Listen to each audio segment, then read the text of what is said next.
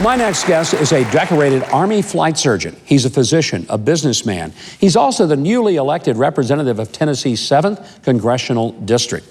Here to talk about what is and what isn't happening in Washington, would you please make welcome Dr. and Congressman Mark Green.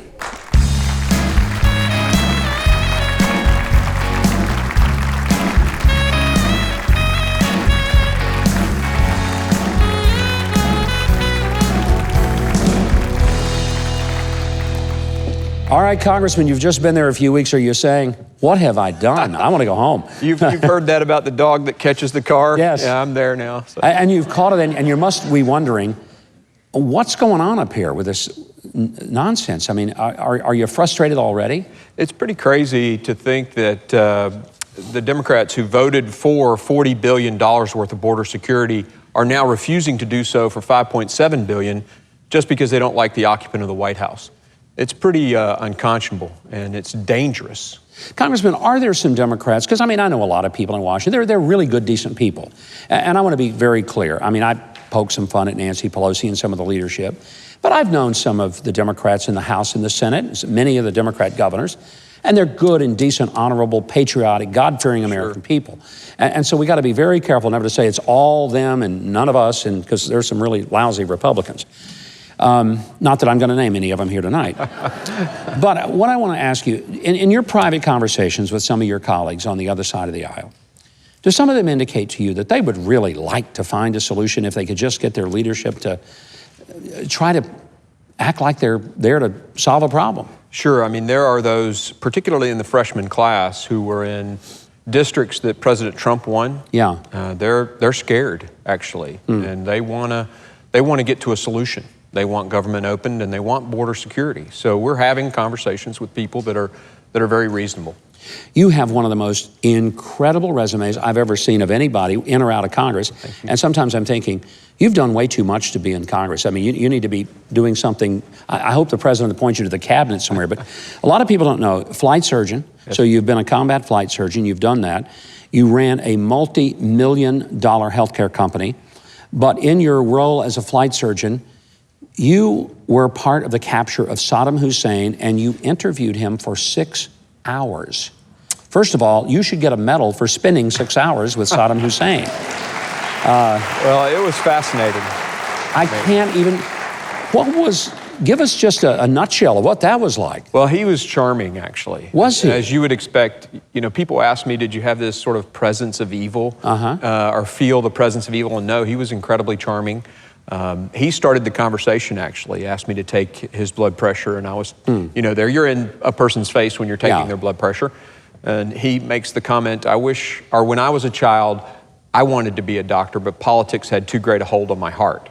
So this the image of the butcher of Baghdad taking the Hippocratic Oath to do no harm started a conversation that lasted about 6 hours. I can't. What did you guys talk about? Well, I tried to stay away. And I realize the HIPAA Act would normally, but he's not an American citizen, and he's dead, so you can go ahead and tell us anything you want. There was nothing really, we didn't talk about his health. Really? I asked things like, why did you start the Iran-Iraq war? Yeah. Did you expect the Americans would respond the way we did during Desert Shield, Desert Storm? He had incredibly cogent answers, some of which are, you know, not in any other history books, and that's why I wrote a book about it, A Night with Saddam, and it was to sort of capture the things that he told me that night. Did he think the U.S. would respond as they did? He did not. He thought we were going to attack much sooner. And his comment was, you know, I couldn't project my lines of communication, which is a military term for resupply, that long. And it was 6 months, and we were out of supplies, and then you guys attacked, and it was an easy fight, which I kind of felt like it was going to be an easy fight anyway. But yeah, I would think the United States military against Iraq was probably a little bit one-sided, no doubt about it. It should always be an unfair fight, by the way. Your perspective, though, you've had a military career, flight surgeon, and then dealing with the war on terror, not at the level of academia, but firsthand. I mean, in a way that even many people in combat never saw. I mean, to talk to the leader of the person that we went there to topple. What perspective now do you bring to Congress that you hope your colleagues will maybe listen to you about? I think sometimes, particularly folks on the other side of the aisle, have a rosy view of the world, of the universe. There's no one that wants to hurt us. There are tigers in the world. Yeah. And we need men and women who are willing to train and be equipped to fight those tigers. I've seen the enemy. I've looked at terrorists in the face, pulled them into helicopters, taken care of their health. There are people out there who hate us. And Americans have always fought tyranny. We'll always fight tyranny in the future. And we just got to make sure that we strengthen our military. And like I said earlier, make sure it's never a fair fight. When America's sons and daughters go to war, it should never be a fair fight. I love that answer, because I don't think we ought to ever send our men and women into combat, but what we don't already know what the outcome's going to be, because we know we're going to give them everything they need to win. You have taken a seat in Congress that was formerly occupied by now Senator Marsha Blackburn. Yes. So that is a conservative district, a conservative pro-life seat. It has been for a long time.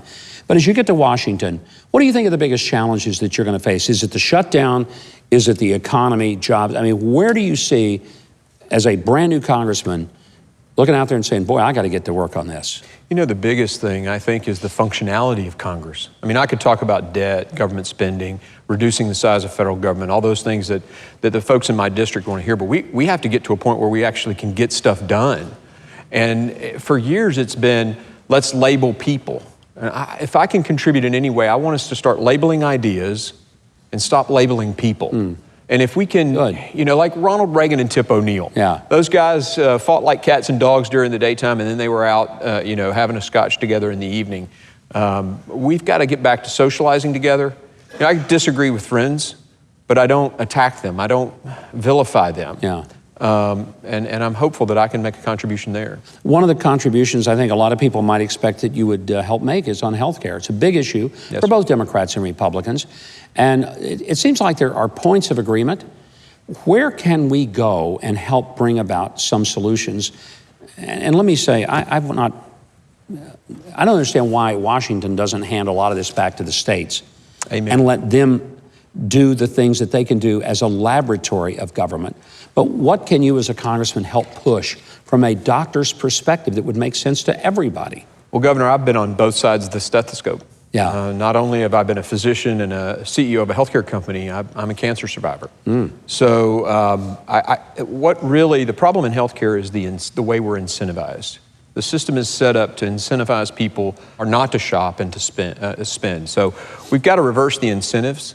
And I think I can bring some expertise on that. My undergrad degree is in economics, and I got a medical degree and then run this company. So I've got some ideas to bring, and hopefully we can reverse the incentives so that people want to shop. I mean, if you ask your doctor today how much it costs to get a knee replacement, he won't even know. Yeah. He can't even tell you.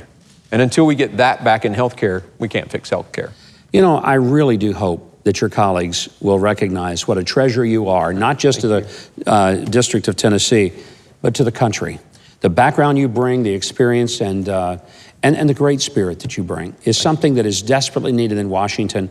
I'm so glad that you're nearby. I hope we can call upon you to come up the road and see us often. Yes, sir. Glad to. Thank you very Congressman, much. Congressman, an honor to have you. Congressman, we want to wish you luck in keeping the fire of common sense aflame in the current House. Now, Congressman Mark Green's official website is markgreen.house.gov. That's markgreen.house.gov. You can also keep up with him on Twitter at @RepMarkGreen.